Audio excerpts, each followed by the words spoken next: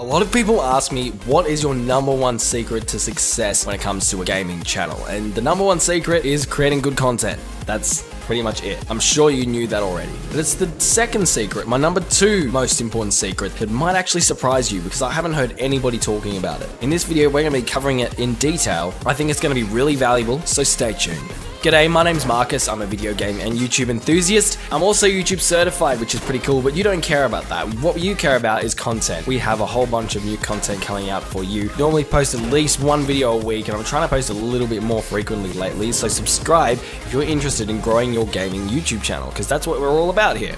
And then I think this might be one of the most important videos you watch all year if you're a gaming creator. See, the concept I'm about to teach you is kind of like brushing your teeth. All the good channels, all the channels with good dental hygiene have been brushing their teeth every single day for the last however long they've been successful. And because it's just become such a mundane, kind of obvious thing, it kind of sits under the surface and not many people know about it. What does brushing your teeth achieve? Well, nothing. On its own, brushing its teeth that doesn't do anything. But if you brush your teeth consistently, then that's when you prevent failure. You prevent those holes and cavities. My number two secret to success on YouTube is similar to brushing your teeth. If you just do it once, it's not going to work and you're not going to see any results at all from it. But if you don't do it, you're going to end up with a lot of holes in your channel and it's going to be very depressing. So I'm going to jump over onto the whiteboard right now and I'm going to try to explain it and draw it out as I'm explaining it, because I think it's going to make a bit more sense to you, because I want you really to fully get this, because this is super important. So it looks a little something like this. Yes, I know what you're thinking, a bear with three hands. That's not what it is, that's just my crappy drawing. What this is a template for success on YouTube.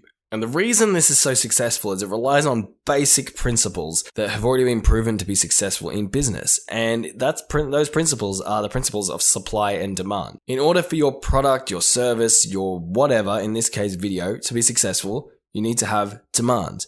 The problem is, if there's too much supply, then it gets really saturated and then there's not enough demand to keep up with the supply, and then the supply isn't happy. And this is where we're actually diving into the secret itself, so pay really close attention.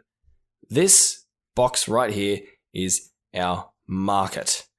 Our market, quite obviously, is the video game market. We're in the market of video games. That's really simple. These little boxes coming out of the market, these are sub-markets. Excuse my terrible drawing. And a sub-market is a game, or a category. Like, let's say, Call of Duty. Call of Duty is a sub-market of the gaming market.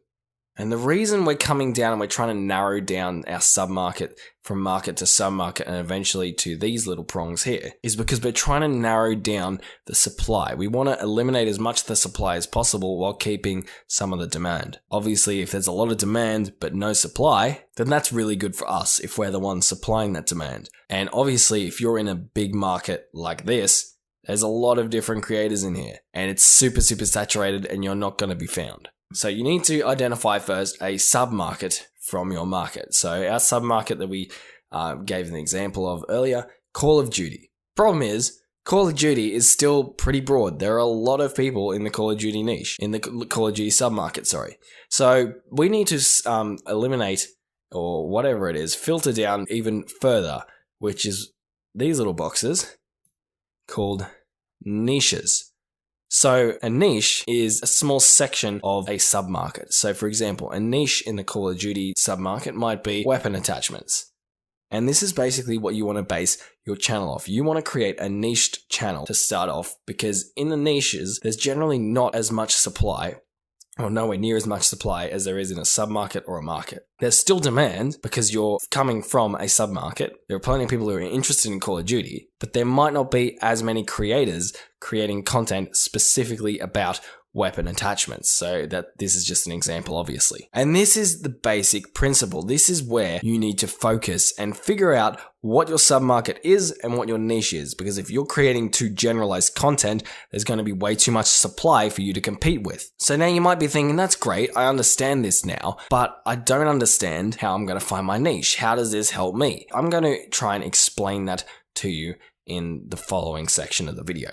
There are two types of niches, or two types of niches that you can get into as a smaller gaming creator. And eventually, once you start dominating your niche massively, you can start moving into the sub-market and starting to tackle some of the giants. But for now, let's just focus on the niche. You're either going to be wanting to get into an existing niche, so you're going to identify a small niche within the certain sub-market you're interested in and think, hey, that looks really interesting, I'd like to create that kind of content. Or you're going to want to create your own niche. So first, let's tackle the problem of creating your own niche. So creating your own niche is great because obviously there's very, very little supply because you just created it and you're the only supply. Issue is the demand. So if you create a niche, you want to make sure you're creating something that people are actually interested in. You don't want to be working on a concept or an idea or a style of video that doesn't exist for a very good reason, and that is no one's interested in it. So before creating your own niche, what you want to do is you want to go and have a look at other submarkets and find that niche in these other submarkets, because people have already tested these niches for you in other submarkets most of the time, unless it's something super random and wacky. And you can have a look and see how they're succeeding. So let's say, for example, we are looking at weapon attachments here, and we come a look, and this is the submarket here as well. And this is going to be Apex Legends. So, in Apex Legends, we're going to want to have a look and see if there's any channels niched in the Apex Legends weapon attachments. What channels produce content regarding the weapon attachments in Apex Legends? Now, if we find channels successfully creating content around the weapon attachments in Apex Legends, then we know that's a niche that has potential to be successful. So you can come back, create your own niche within your own sub-market, and everyone's going to think you're super, super original. The second thing, which is probably going to be more likely, is you're going to be entering this empty niche here that it was not empty, actually. It actually has some people in it.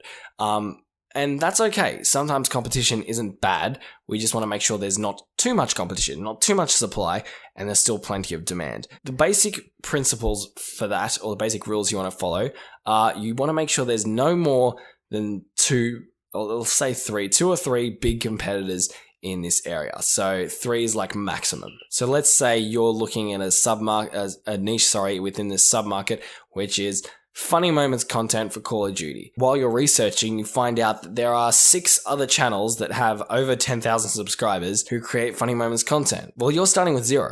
So you're going to be behind all 6 of them. All 6 of them are going to rank more highly than you. All 6 of them are going to be promoted more heavily by YouTube than you. So you're going to have a really, really rough time getting into that niche, even if there is a lot of demand. So make sure there are no more than 3 large creators or large influencers in your niche. Secondly, let's say we're getting into this niche and there are 3 large influencers. You want to make sure that you can be competitive. And by competitive, you generally want to be better than them. So you need to find something or some way that their content isn't as good that you reckon you could capitalize on and be better than them. Because people need a reason to watch you instead of them. Now, these reasons could be anything, and you need to be honest with yourself. Could be you post more content than them. So they're posting once a week, you're posting twice a week. That could be a competitive advantage. It could be your videos are higher quality and your videos look visually great, whereas their videos don't. Could be your videos are longer than their videos. Your videos are 12 minutes, their videos are only 8 minutes. Whatever it is, you need to find a way to be better than them. So that is basically the secret to it all. You need to find a niche and follow the instructions I just told you to make sure that your niche is successful and you can be successful within your niche and you're not going to be crushed by all the other supply people. Now, once you've joined your niche and you've reached the top, you're the top creator, you have the most authority. When people ask who is the best weapon attachment, who has the best weapon attachment channels for Call of Duty, almost everyone says your name. Then you can start moving into the sub market. But by that stage, you've definitely got enough of a following within your niche that you can do that. And that is my success tip for this video. I think aside from making great content, it is the most important thing you need to understand when creating and strategizing and planning your channel. I don't care how amazing your content is. If you're creating content here in the market section, you're not going to be found. You could be creating the best content in the world, but nobody is going to find you. So it doesn't matter. Make sure you're starting off in a niche that has potential, doesn't have a lot of competition, but has a lot of demand, as in people want to actually watch your content. And from there, everything else will fall into place and you can start working on the more concrete tips like improving your thumbnails and improving descriptions and titles and all that kind of stuff. But if you're working on all the metadata and improving your content and all of that, but you're not in a niche, you're in a market, then you're just wasting your time. So I know I repeated myself a couple of times there because I really, really want you to get this. But yeah, that's going to be all from me in this video. I really hope it helped you out. When I was first starting, I had that issue. I was posting loads of different content in the market in general. I was making content for, I don't know, about 6 different video games, all different types of content, and it was crazy and I wasn't going anywhere, and it took me a year to get 50 subscribers. So I really think this is going to help you out. If you have any friends who are YouTubers, feel free to share this with them because obviously it helps me out, but it would also help them out, and I'm sure they'd appreciate you thinking of them. Let me know down in the comment section what your market is, your sub-market, and your niche. Thanks for watching, and I'll see you in the next video.